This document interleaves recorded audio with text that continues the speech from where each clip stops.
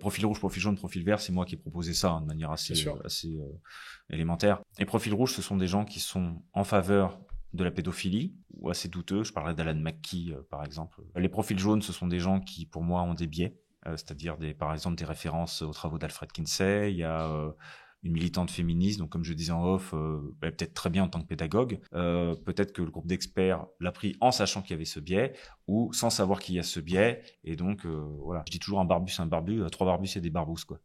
Maintenant, quand il y a une quinzaine de profils qui sont problématiques comme ça, c'est juste une erreur pour moi, c'est systématisé. Vous verrez qu'il y a quelqu'un que j'ai mis dans les profils rouges qui s'appelle C. Straver, et lui, il avait co-administré les archives d'une fondation qui s'appelle la fondation Brongarsma, le Brongarsma dont est issu le nom de cette fondation. Lui, c'était ce qu'ils s'appelait, ils appellent pudiquement un boy lover. Et donc, il y avait tout un fond de photos de gamins nus, notamment.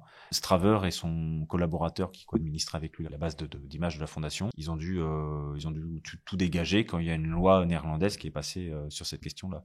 Et encore une fois, ça veut pas dire qu'ils étaient en désaccord. Et on verra, par exemple, dans les profils rouges, j'ai mis quelqu'un qui s'appelle Bancroft. Et le troisième, Ken Plummer, dont je vais vous parler, lui, il était à l'Institut Kinsey. J'ai mis le lien vers une piste audio qui est disponible sur YouTube, où il raconte ses expériences à l'Institut Kinsey. Il rigole à la fin, il dit ouais, j'aime passer des bons moments et tout.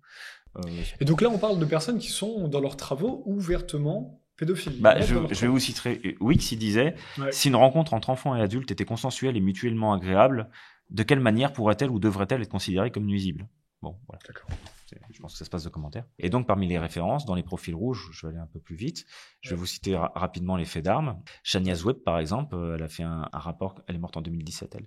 Elle a fait un livre qui s'appelle Qu'est-ce que le sexe? C'est destiné aux enfants de 5 ans et compagnie.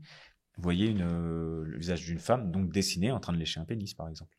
Vous avez Philip Jenkins, il était aussi en faveur de tout ça, n'avait pas de problème. Il disait que l'idée d'abus sexuel d'enfant était une construction sociale ou un truc comme ça. Thor Langfeldt, qui est un des pires profils que j'ai pu voir, qui lui a fait partie d'un groupe de recherche sur la pédophilie. Et Thor Langfeldt, lui, il a défendu quelqu'un qui s'appelle Eric Andersen, dit The Pocketman. Donc c'était son défenseur et son thérapeute. Et en 2010, Pocketman est passé en procès, donc c'était un Suédois, Langfeldt est norvégien. Et il a été accusé entre 1976 et 2010 d'agression sexuelle sur plusieurs centaines d'enfants. Son défenseur et thérapeute qui est pris dans les références sur la littérature sur le développement psychosexuel de l'enfant.